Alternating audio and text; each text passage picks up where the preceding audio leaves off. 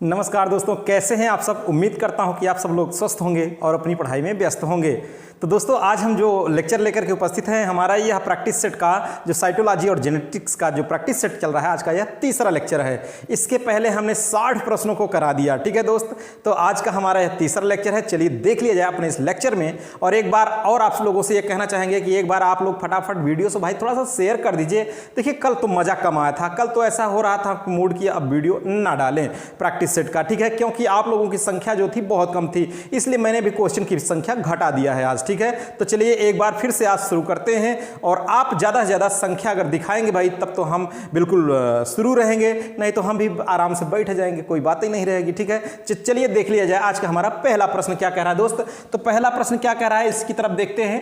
कह रहा है पहला प्रश्न, यहाँ ध्यान दीजिए, यहाँ पर कह रहा है कि the correct sequence of A cycle is, ठीक है, ए सेल साइकिल इज, कोशिका चक्र का सही क्रम क्या है। सेल साइकिल का सही चक्र क्या है, ऐसा कह रहा है। कोशिका चक्र का सही क्रम क्या है, ठीक है, ऐसा पूछ रहा है। अब यहां कह रहा है SG1 G2M, G1 S G2M, MS G1 G2 और G1 G2 SM। तो इसका सही चक्र क्या है, हम आपको बता दें दोस्त, आपको बताया था कि G1 S G2 और M यह होता है सेल साइकिल। तो किससे मैच कर रहा है, G1 S G2 M। तो इसका जो राइट आंसर हो जाएगा वह हो जाएगा B।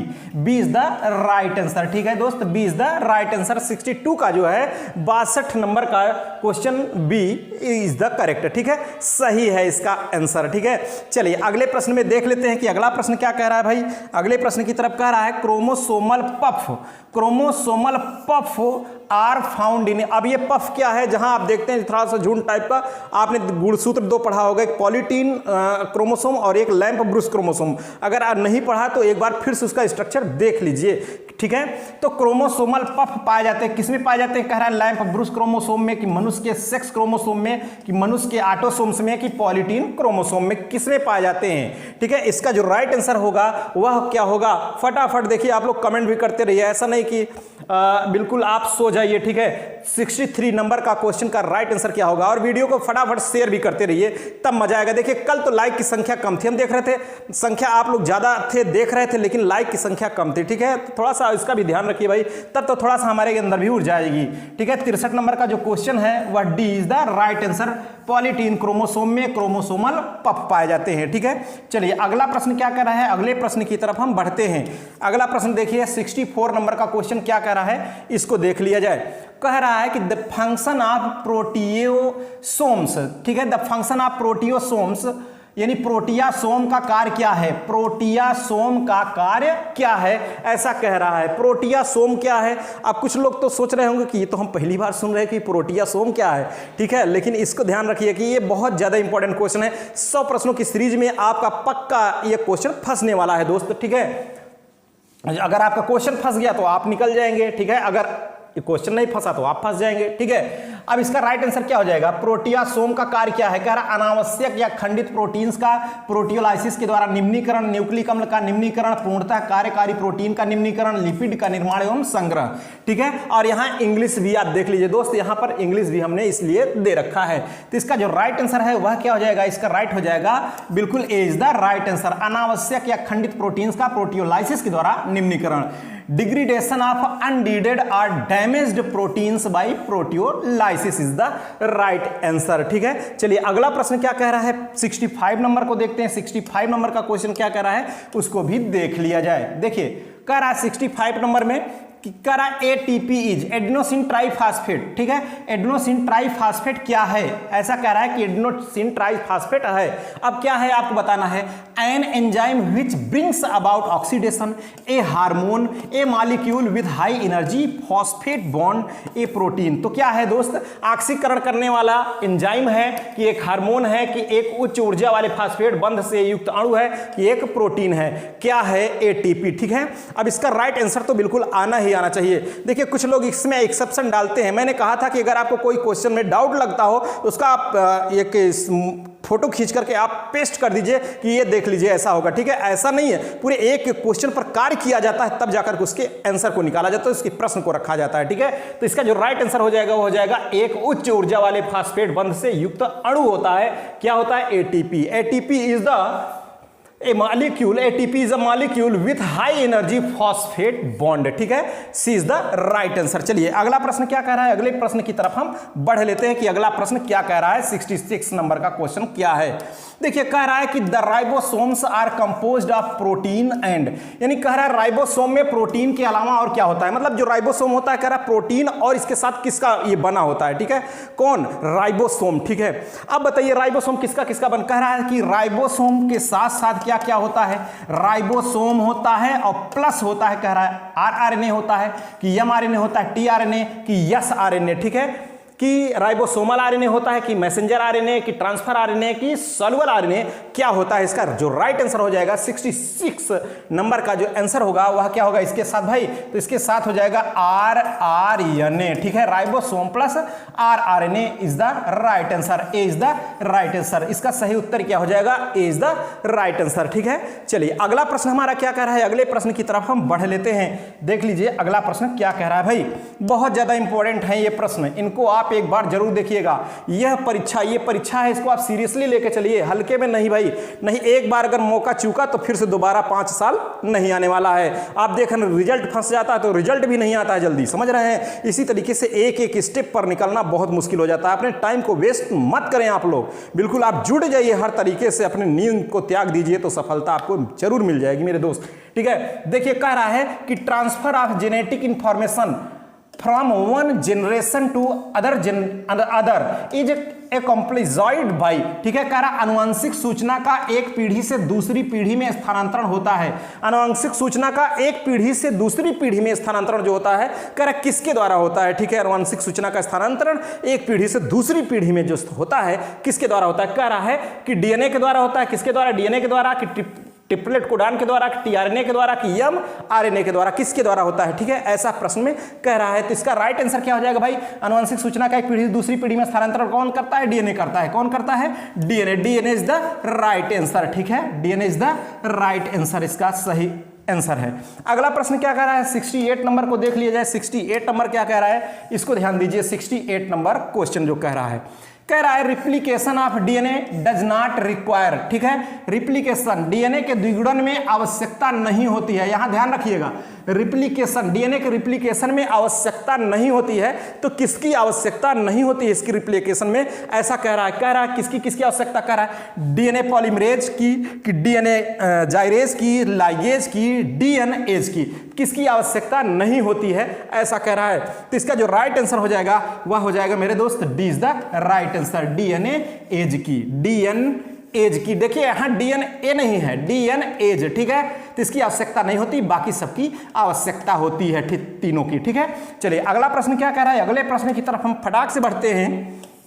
देखिए 69 नंबर का क्वेश्चन क्या कह रहा है, कह रहा है the chromosome that determines the male sex in human is called, ठीक है, मनुष्यों में कौन सा गुणसूत्र पुरुष लिंग को निर्धारित करता है, मनुष्यों में कौन सा गुणसूत्र पुरुष लिंग को निर्धारित करता है, ठीक है, कौन सा गुणसूत्र, देखिए आप जानते हैं कि अगर मेल है तो XY है, अगर फीमेल है तो XX है, आप जानते हैं कि अगर XY है तो ये मेल है, मेल, और अगर XX है तो फीमेल है, तो मेल फीमेल को कह रहा है निर्धारित कौन करता है, अब इसमें से पुरुष लिंग को कौन निर्धारित करता है ये पूछ रहा है, कह रहा है X गुण निर्धारित करता है कि W गुणसूत्र की, Y गुणसूत्र की, बबलू गुणसूत्र मतलब जेड गुणसूत्र, ठीक है, बबलू नहीं मेरे दोस्त, तो कौन सा गुणसूत्र होता है जो पुरुष लिंग को निर्धारित करता है, इसका जो राइट आंसर हो जाएगा वह क्या हो जाएगा, वाई गुणसूत्र, Y chromosome is the right answer, ठीक है, वाई क्रोमोसोम यही तो है जो पुरुष को दर्शाता है, यानी पुरुष गुणसूत्र को निर्धारित करता है, पुरुष लिंग को, ठीक है, अगर XX हो जाएगा तब तो फीमेल ही हो जाएगी, ठीक है। चलिए 70 नंबर का क्वेश्चन क्या कह रहा है, इसको भी देख लिया जाए, 70 नंबर क्वेश्चन की तरफ बढ़ लेते हैं, क्या कह रहा है 70 नंबर का क्वेश्चन, इसकी तरफ बढ़ते हैं फटाक से और देखते हैं सटाक से, ठीक है।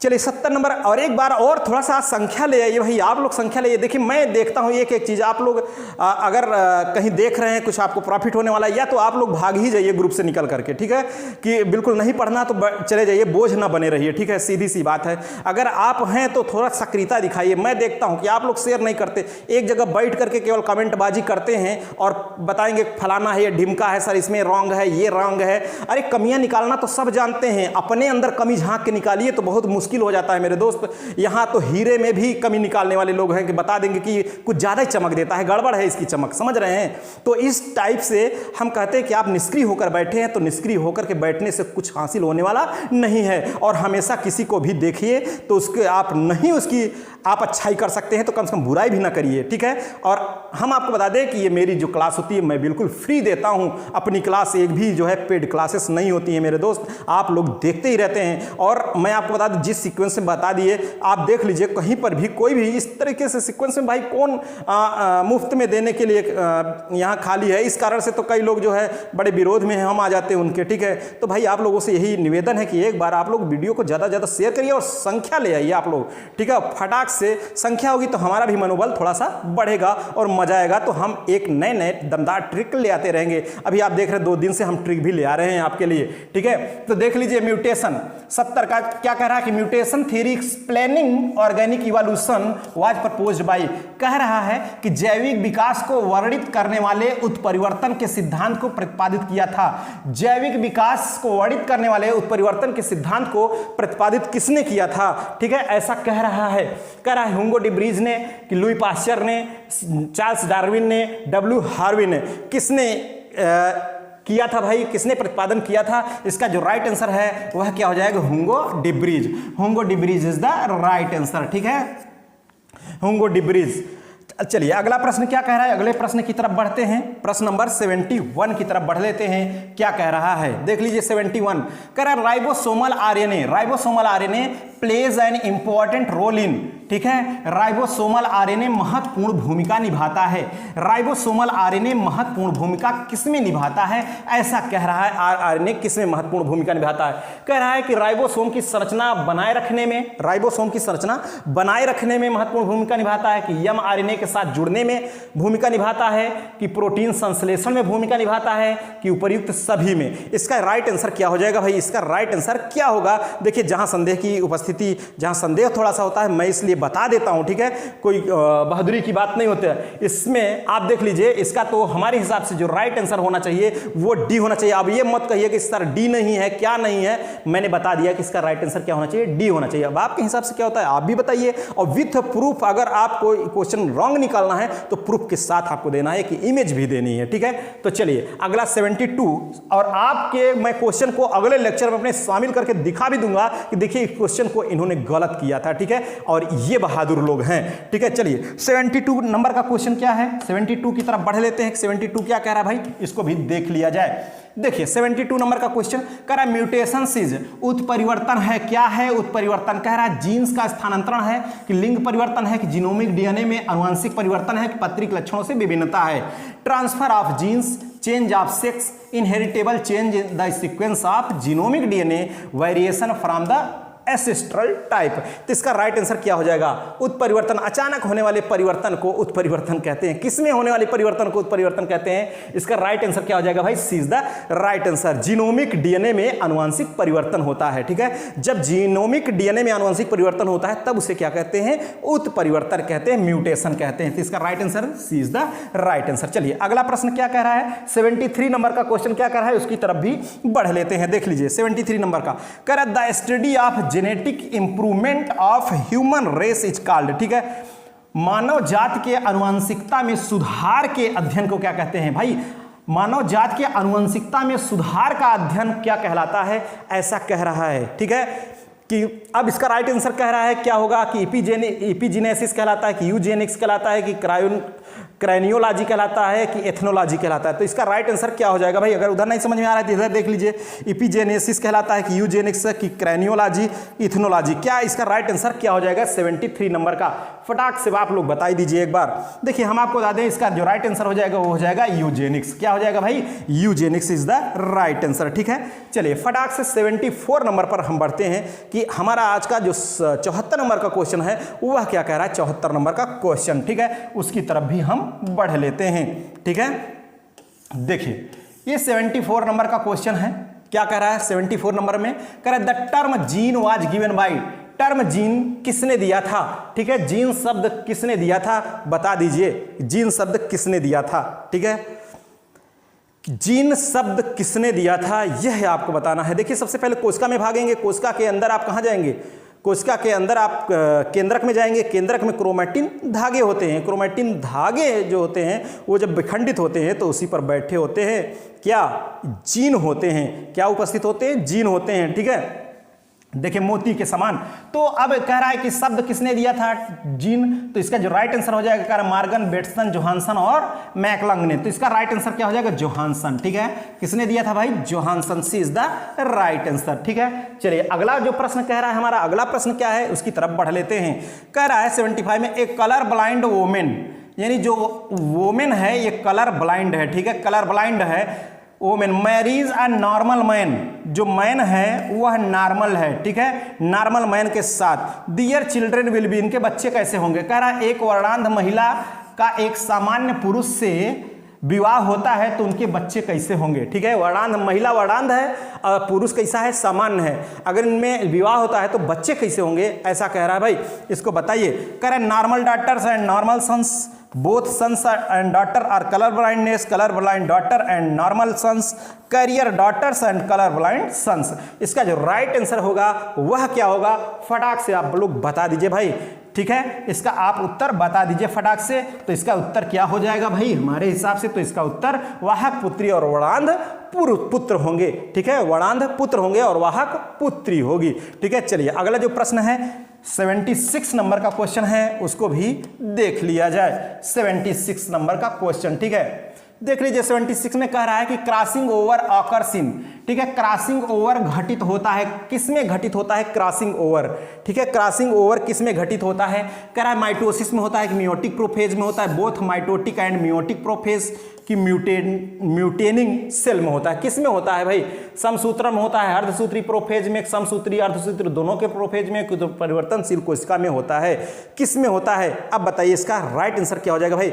इसमें थोड़ा सा देखिए मुझे भी संदेह है, अब आप लोग बताइएगा क्या होगा इसका राइट आंसर। हम आपको बता दें हमारे हिसाब से तो इसका जो राइट आंसर है वह क्या है, बी, अर्धसूत्री प्रोफेज में। लेकिन आपके हिसाब से क्या है बता दीजिए भाई। ठीक है, इसका राइट आंसर अर्धसूत्री प्रोफेज होगा हमारे हिसाब से। आपके हिसाब से क्या है आप भी बताइए फटाक से। देखिए 77 नंबर का क्वेश्चन क्या कर रहा है, इसको भी देख लिया जाए। कह रहा है nucleus as the basis of heredity was discovered by. ठीक है, कह रहा है कि आनुवंशिकता का आधार केंद्रक होता है, इसकी खोज किसने किया था। आनुवंशिकता का आधार केंद्रक होता है, इसकी खोज किसने किया था। ठीक है, इस प्रश्न का उत्तर आप अगर आपके पास आ भी गया, नहीं भी आ गया, तब भी बताइए फटाक से। ठीक है, आनुवंशिकता का आधार केंद्रक होता है, इसकी खोज किसने किया था। अब देखिए हमारे हिसाब से तो इसमें देखिए कह रहा है टी.एच. मॉर्गन ने, हर्टविग ने, जे हक्सले ने, रसेल वालेस ने। ठीक है, अब इसमें हमारे हिसाब से तो वो आंसर ही नहीं है, क्योंकि होना चाहिए स्ट्रासबर्गर। क्या होना चाहिए भाई, स्ट्रासबर्गर होना चाहिए, लेकिन यहाँ स्ट्रासबर्गर नहीं है, स्ट्रासबर्गर नहीं है। तो इसका जो राइट आंसर होगा वह क्या होगा, मैं आपको बता दूं ये प्रश्न आ चुका है, यह प्रश्न बहुत इंपॉर्टेंट है, इस पे विवाद भी हो चुका है और इस प्रश्न का जो उत्तर मान लिया गया है वो हर्टविग मान लिया गया है, हर्टविग मान लिया गया है। ठीक है दोस्त, लेकिन ऐसा कहीं प्रूफ नहीं है। अगर आपके पास प्रूफ हो तो आप बता दीजिए। हमारे हिसाब से तो यहाँ ऑप्शन देना चाहिए क्या, स्ट्रासबर्गर देना चाहिए। ठीक है, ये देखिए हम आपको बता दें जो हमारा लेक्चर चल रहा है इसमें कंफ्यूजन वाले क्वेश्चन को हमने बहुत ज्यादा रखा है और यही प्रश्न हैं जो इस लेवल के हैं, जो हिला देंगे भाई आपको हिला देंगे, आपके ब्रेन को हिला देंगे, पूरी मशीन हिला देंगे। ठीक है, माइंड की मशीन पूरी हिल जाएगी आपकी। ठीक है, देख लीजिए अगला क्या है, the cell organelles which is rich in hydrolytic enzyme is called. ठीक है, वह कोशिकांग जो हाइड्रोलिटिक एंजाइम से भरपूर होता है क्या कहलाता है। ऐसा कोशिकांग जिसमें हाइड्रोलिटिक एंजाइम भरपूर भरा होता है वह क्या कहलाता है। ठीक है, जिसमें हाइड्रोलिटिक एंजाइम पूरी तरीके से भरा होता है। कह रहा केंद्रक होता है कि राइबोसोम्स होता है कि गाल्जी काय होता है कि लाइसोसोम होता है, क्या होता है। ठीक है, इसका राइट आंसर क्या हो जाएगा भाई, न्यूक्लियस, राइबोसोम, गाल्जी बॉडी, लाइसोसोम। तो इसका जो राइट आंसर होगा वह होगा लाइसोसोम। लाइसोसोम जिसे आत्महत्या की थैली कहते हैं, suicidal bag of the cell कहा जाता है लाइसोसोम में। इसी में क्या होता है, हाइड्रोलिटिक एंजाइम होता है जिसमें यह फटता है, कोशिका को भी क्या करता है, नष्ट कर देता है, जिस कारण से इसे क्या कहते हैं, आत्महत्या की थैली कहा जाता है। अगला 79 क्वेश्चन कह रहा है nucleic acids are polymers of. ठीक है, कह रहा है न्यूक्लिक अम्ल बहुलक होता है। न्यूक्लिक अम्ल किसका बहुलक होता है, न्यूक्लिक अम्ल किसका बहुलक होता है, कह रहा है कि प्यूरिन्स का होता है, कि पिरिमिडीन्स का होता है, कि न्यूक्लियोसाइड का होता है, कि न्यूक्लियोटाइड का होता है, किसका होता है न्यूक्लिक एसिड, न्यूक्लिक अम्ल बहुलक किसका होता है, प्यूरिन्स, पिरिमिडीन, न्यूक्लियोसाइड और न्यूक्लियोटाइड। इसका राइट आंसर क्या हो जाएगा, फटाक से आप लोग बता दीजिए एक बार, ठीक है जी बिल्कुल। इसका जो राइट आंसर हो जाएगा वह हो जाएगा D, nucleotide is the right answer, ठीक है, nucleotide is the right answer. चलिए अगला जो प्रश्न है हमारा, अगला प्रश्न क्या कह रहा है उसकी तरफ भी हम बढ़ लेते हैं। देखिए क्या कह रहा है अगला प्रश्न, अब यहां पर देख लीजिए क्या कह रहा है भाई। यहां पर कह रहा है कि what is the correct sequence of stages of meiotic prophase, अर्धसूत्री विभाजन के प्रोफेज अवस्था का सही क्रम क्या है, अर्धसूत्री विभाजन के प्रोफेज अवस्था का सही क्रम क्या है, ऐसा कह रहा है लिप्टोटीन, जाइगोटीन, डिप्लोटीन, पैकीटीन, ठीक है। अब ये तीन विन देखना है छोड़ दीजिए, भूल जाए। इसके लिए मैंने देखिए एक बार मैंने यह प्रश्न आपको कराया भी है और बताया था, इसके लिए आपको फार्मूला भी बताया था, ठीक है। क्या बताया था कि लिपट जा दीदी पीछे से, लिपट जा पीछे से दीदी, ठीक है, लिपट जा पीछे से दीदी। इसका मतलब क्या है, लिपट जा पीछे से दीदी, एक डाई और होगा। इसका मतलब क्या है, इसका मतलब क्या है कि लिप्टोटीन, जाइगोटीन, पैकीटीन, डिप्लोटीन और डाइकाइनेसिस, ठीक है, डाइकाइनेसिस, ठीक है। मैंने बताया था, क्या बताया था कि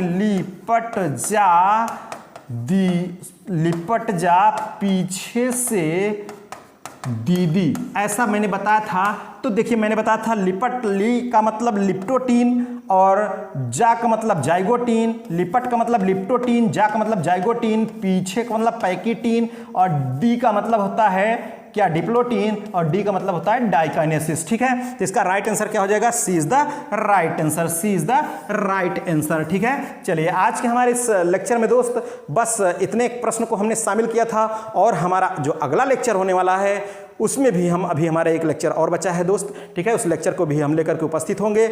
लेकिन चलिए कोई बात नहीं, आज के हमारे इस क्लास में बस यहीं तक, फिर आप लोगों से मिलेंगे नेक्स्ट लेक्चर के साथ। Okay, thank you.